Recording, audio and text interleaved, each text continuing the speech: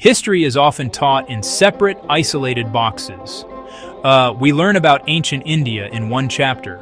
We study ancient Egypt, Greece in another. This method can make it seem as if these great civilizations existed in their own private worlds, completely disconnected from each other. However, this was rarely the case. The past was a dynamic and interconnected place. Great events in one part of the world often had echoes in another. This essay will break down those walls. We will use a method called parallel timelines. This approach allows us to see what was happening across the globe at the very same time. It is like looking at a single year, but through many different windows. This comparative method helps us understand history in a much richer way. When we place events side by side, we start to see surprising connections. Imagine learning about the philosophical ideas taking root in India. Now imagine discovering that at the same time, great thinkers were asking similar questions in Greece. This is not just a coincidence. It shows a shared human quest for knowledge. By comparing ancient India with the rest of the world, we can identify these fascinating parallels. We can also see the stark differences that made each culture unique.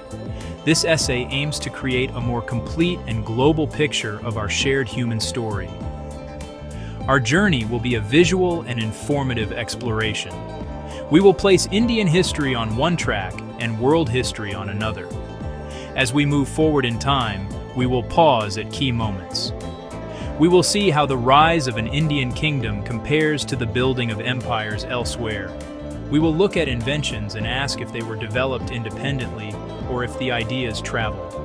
This method reveals the threads that connect different cultures. It shows us the flow of trade, the movement of people, and the exchange of ideas that shaped the ancient world. It turns history from a series of separate stories into one epic, interconnected narrative. The goal is to make the past feel more immediate and relevant. We want to answer the question, while this was happening in India, what was happening everywhere else? This simple question opens up a universe of insights. It helps us appreciate the scale and complexity of human history. We will see that ancient India was not an isolated subcontinent. It was a major player on the world stage. Its developments in science, philosophy, and governance were part of a global conversation. This essay will serve as your guide through this exciting way of looking at history, making the distant past feel closer and more connected than ever before. Our historical journey will cover a vast and transformative period. We will begin around 1500 BCE. This is a time of great change across the world. In India, the sophisticated Indus Valley civilization was in its final stages. A new culture, associated with the Vedic texts, was beginning to emerge in the northern plains. This marks the start of a new chapter in the subcontinent's history. From this starting point, we will travel forward through many centuries. We will witness the rise and fall of kingdoms. We will witness the birth of new religions. We will witness the creation of timeless art and literature. Our exploration will conclude around 1200 CE as the early medieval period begins to take shape. The reason for choosing this specific time span is simple. It covers the foundational eras of many of the world's major civilizations. In India, it takes us from the early Vedic tribes, Mauryas, Guptas. We will then move into the powerful regional kingdoms of the early medieval era. This long view allows us to trace the complete arc of ancient and classical India's development. We can observe how small tribal societies grew into vast, centrally managed empires. We will see how religious and philosophical thought evolved over 1,000 years. This period is crucial for understanding the roots of modern India and its place in the world. Comparing ancient India with other regions is essential for a true global perspective. While the Vedic culture was taking shape, mighty empires were already flourishing in Mesopotamia, Egypt, as Indian thinkers like the Buddha were proposing new ways of life. Socrates, Plato. When the Gupta Empire in India was experiencing its golden age of science and art, the Roman Empire in the West was facing its eventual decline. These parallel developments are not mere trivia. They reveal the shared rhythms of human civilization: growth, crisis, innovation. This essay will be structured to make these comparisons clear and easy to follow. Each major section will begin with a summary of events unfolding in India during a specific period. We will look at the key developments, from political changes, social structures. Immediately after, we will zoom out to a global view: Middle East, Europe, China, the Americas.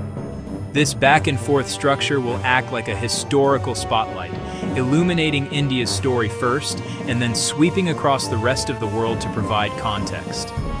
This approach ensures we see both the unique path of Indian history and its position within the wider global landscape. This exploration is designed to be accessible and informative for a broad audience. We will use clear and straightforward language, avoiding overly academic jargon. The reading level is set to be easily understood, keeping the focus on fascinating stories. Sentences will be short and direct.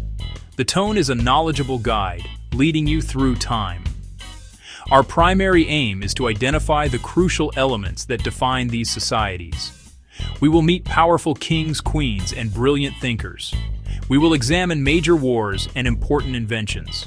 To make our timeline as accurate as possible, we'll rely on many sources: archaeological finds, textual analysis, scientific dating methods. However, dating events from the ancient world can be challenging. For many earlier periods, dates are often approximate. When we mention a date, we will often use terms like circa or around to indicate estimates. This honesty about dating keeps the story compelling and responsible. Our chronology will be clear, but we acknowledge the nuances involved in peering so far back in time. The structure of this essay is designed for clarity. Following this introduction, we will dive into 4 main acts. Each act covers a distinct era. We will start with the early civilizations, the Vedic Age, then the age of the Mahajanapadas and the Great Mauryan Empire. Our third act explores the classical flourishing of India's Gupta Age alongside the peak of the Roman Empire. Finally, we examine the transition from the late classical to the early medieval period, a time of new powers like the Cholas in India and the rise of Islamic caliphates in the Middle East. This chronological progression will provide a logical and easy-to-follow narrative. Ultimately, our goal is to show how interconnected the ancient world truly was. Around the year 1500 BCE, the Indian subcontinent was witnessing a profound transformation. Mohenjo-Daro, Harappa, were in their final phase of decline. For centuries, these cities had been hubs of trade, craft, and sophisticated urban planning. They boasted advanced drainage systems, grid-like street layouts, and a standardized system of weights and measures. Yet many once thriving metropolises were being gradually abandoned. The reasons for this decline are still debated by historians. Some point to climate change that may have altered river patterns, environmental degradation from overuse of resources, and a possible decline in trade with Mesopotamia. This period was not just an ending, but also a beginning. As urban life of the Indus Valley waned, a new cultural dynamic was emerging in the northern plains, particularly in the region known as the Sapta Sindhu, the land of 7 rivers. This new phase is associated with groups who were pastoral, semi-nomadic, and spoke an early form of Sanskrit. Their society was organized into tribes, janas, each led by a chieftain known as a Raja. Unlike the city dwellers of Harappa, these groups did not build large cities or monumental structures. Their wealth was measured in cattle, and their lives revolved around their herds and the performance of elaborate sacrifices. The transition from the Harappan to the Vedic culture was gradual and complex. It was not a single event, but a long process of change, adaptation, and interaction. The newcomers brought new technologies, such as the horse-drawn chariot, a formidable tool in both migration and warfare. They also brought a new language and a rich oral tradition of hymns and prayers. These hymns, later compiled into the Rig Veda, provide our primary window into the world view of this early period. They speak of gods representing natural forces like Agni, fire, Vayu, wind, and Indra, thunder. The contrast between the two eras is striking. The Indus Valley civilization was urban, literate, though its script remains undeciphered, and seemingly focused on trade and civic order. The emerging Vedic culture, in its initial phase, was rural, non-literate, and organized around tribal lineage and religious ritual.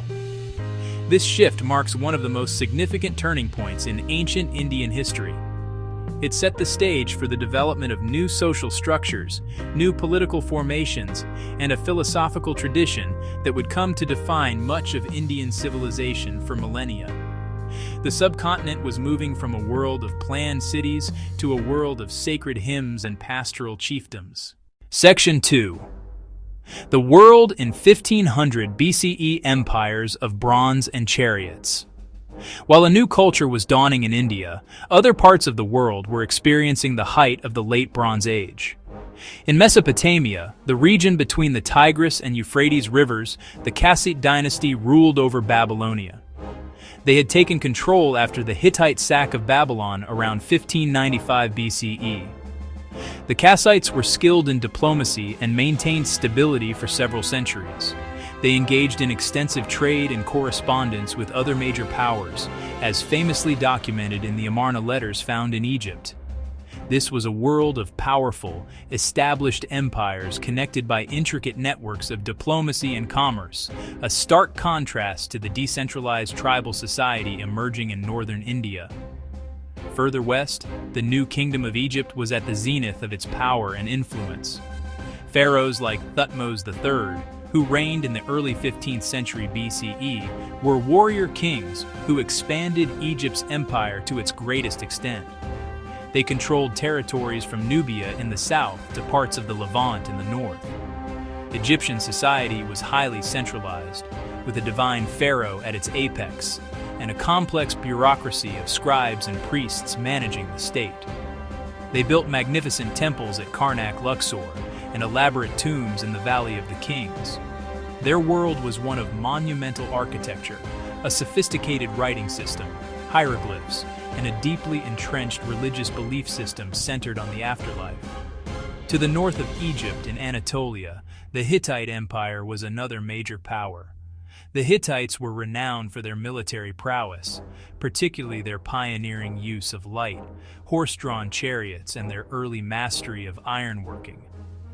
Around 1500 BCE, they were consolidating their power, which would soon bring them into direct conflict with Egypt for control of Syria. The Hittites represented a formidable military and political force, with a complex legal code and a pantheon of gods adopted from various cultures they encountered. Their capital, Hattusa, was a heavily fortified city, reflecting the turbulent and competitive nature of the international politics of the era. Meanwhile, in the Aegean region, the Mycenaean civilization was flourishing in Greece. Centered on fortified palace citadels like Mycenae, Tiryns, and Pylos, this culture was the precursor to classical Greece. The Mycenaeans were traders, sailors, and warriors. Their society was ruled by a warrior aristocracy, and their Linear B script, an early form of Greek, records administrative details about taxes, goods, and personnel. They traded extensively across the Mediterranean, interacting with Egypt, the Hittites, and the Levant. At this very moment, the world was a stage of mighty competing empires, all using bronze weapons and chariots to project their power. A global context far different from the pastoral beginnings of Vedic India. Section 3. Life in the early Vedic period. Hymns, horses, rituals, circa 1500 to 1000 BCE. The Rig Veda defines early Vedic culture. Rig Veda, the oldest of the four Vedas. Not a historical narrative. A collection of hymns, 1,028 hymns, composed by priestly families over centuries. From these hymns we see a pastoral, nomadic society. Cattle were the primary source of wealth. Cattle were a frequent cause of conflict between tribes. The term for war in the Rig Veda, Gavishti, literally search for cows. The horse was highly valued, not for agriculture, but for pulling swift, spoked wheel chariots in battle. Society was organized into clans vis tribes. Jana, the Raja, the chieftain, was primarily a military leader. His position was not always hereditary. He was often chosen for skill and prowess in warfare. The Raja was assisted by a council of elders, Sabha, and a broader assembly of the tribespeople, Samiti, suggesting a degree of popular participation in decision-making. The two key non-tribal officials, the Purohita, chief priest, and the Senani, the army chief. A simple, decentralized political structure for a mobile pastoral community. Religion was central to early Vedic life. It revolved around the performance of sacrifices, yajnas. These rituals involved chanting hymns and offering ghee, clarified butter, into a sacred fire, offering grain into the fire, and sometimes offering animals. The fire god Agni was seen as a messenger carrying offerings to the other gods. The most prominent deity in the Rig Veda is Indra, god of thunder and war. Indra is praised for vanquishing the serpent Vritra and releasing the waters. Gods were not worshipped in temples, but in open-air sacrificial arenas. The goal of these rituals, divine favor for wealth in cattle, victory in war, male offspring, and long-life crafts and technology were functional and suited to non-urban life. Skilled carpentry, especially for making chariots and wooden carts, weaving wool for clothing, weaving cotton for clothing. Metallurgy was known. The Rigveda uses the term ayas. Ayas likely referred to copper, or bronze iron was not yet in common use in India during this early phase. Pottery was simple and handmade, lacking the finish of Harappan ceramics. Life was centered around the family unit, the clan, and the tribe, all bound by a shared language, common rituals, and the constant challenges of a semi-nomadic existence. Section 4. A World in Transition, the Bronze Age Collapse, circa 1200 BCE. Around 1200 BCE, while the early Vedic culture continued to evolve in northern India, the interconnected world of the Eastern Mediterranean and the Near East experienced a sudden and catastrophic decline. This event, known as the Late Bronze Age Collapse, was a watershed moment in world history. Within a few decades, the mighty Hittite Empire vanished completely. The powerful Mycenaean civilization in Greece disintegrated, its palaces burned and abandoned. Major cities along the Levantine coast, like Ugarit, were destroyed. Even the mighty new kingdom of Egypt was severely weakened, pushed onto the defensive by waves of invaders it called the Sea Peoples. The causes of this widespread collapse are intensely debated, but likely involved a perfect storm of multiple factors. Climate change may have led to prolonged droughts, causing widespread famine and social unrest. This could have triggered mass migrations of desperate people, the so-called Sea Peoples, who attacked established centers of power.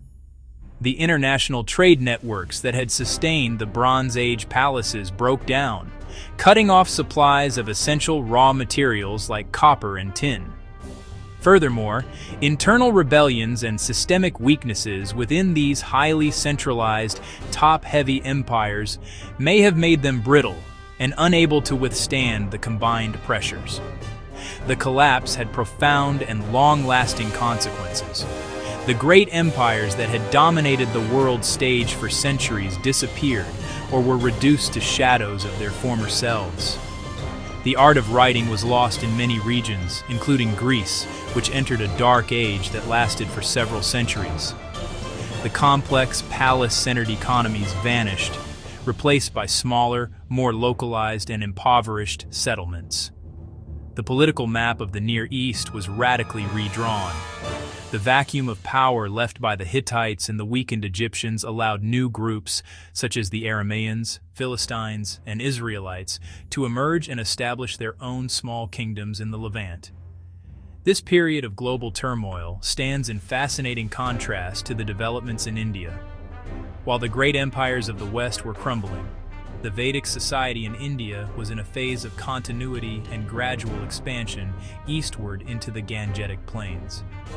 India was largely insulated from the cataclysm that engulfed the eastern Mediterranean.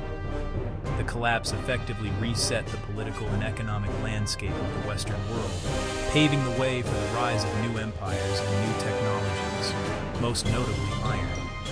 The world that would emerge from this dark age would be fundamentally different from the Bronze Age world that preceded it.